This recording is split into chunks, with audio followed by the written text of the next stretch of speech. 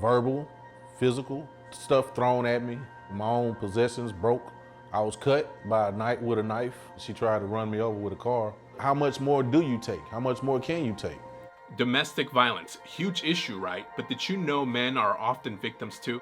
Yeah, that's right, but they shouldn't feel shame and they should know that there are people out there for them, a support system. Lots of solutions coming up, but this topic, this idea really hit me when this guy opened up to me. Violence became a pretty regular thing. It's one of those situations where you try to talk it out, and you can't talk it out.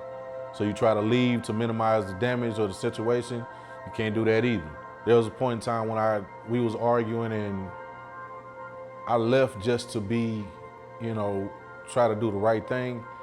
And I got a text message with pictures of my items with a message at the bottom of it saying, if you don't come home, I'm finna start breaking the rest of your stuff.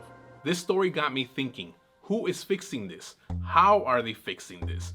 I'm gonna tell you about that in a minute, but first, let's talk about the stigma men face. There's no way in the world you're gonna call the police to your house, the woman walks out in handcuffs. Men, we get alienated when it comes to the woman being abusive. Being on the man side of this, I won't even say kind of, it is embarrassing to just be singing a song about what's going on in your household, especially between a relationship between you and a woman, considering, the expectations of a man and the demeanor he's supposed to have. It's very important that we talk about and help the client to address some of the things that you just heard, the shame, the embarrassment, the gaslighting, and all of the other things that they have come to believe was true about why the relationship was the way it was. Statistics shows that about 1 in every 7 men are being abused, but we know it's way more than that. We started seeing men individually at first. We said, okay, we gotta create a men's support group. And so we did, and it just was very, very obvious that it was needed. They were able to come in and actually talk to other guys that knew exactly what they were going through. The Bridge Over Troubled Waters has existed for over 45 years.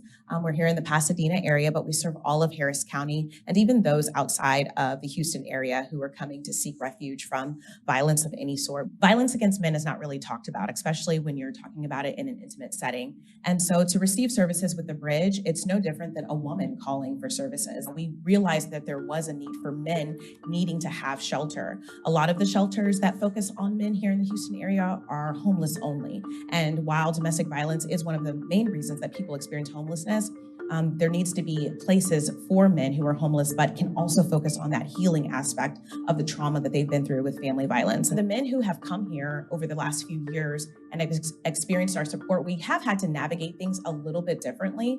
It's really hard sometimes to get their stories out of them originally because there is that shame associated with it. It's embarrassment. There's that idea that they're not going to be believed by law enforcement, by their families, especially if they're a bigger man.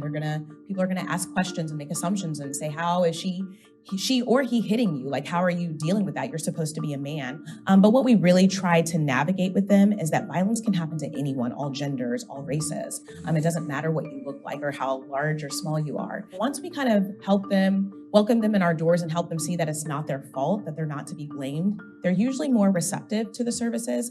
And again, we just kind of take them through our program like anyone else. The shelter is a great solution for men who need it. This is not a perfect fix for the issue.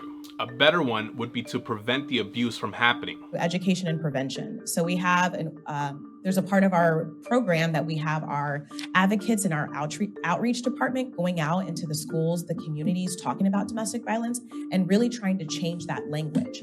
Do you know any other solutions? Let us know. Drop a comment below. Stay up to date with our latest Solutionaries videos. Hit subscribe and leave us a comment below.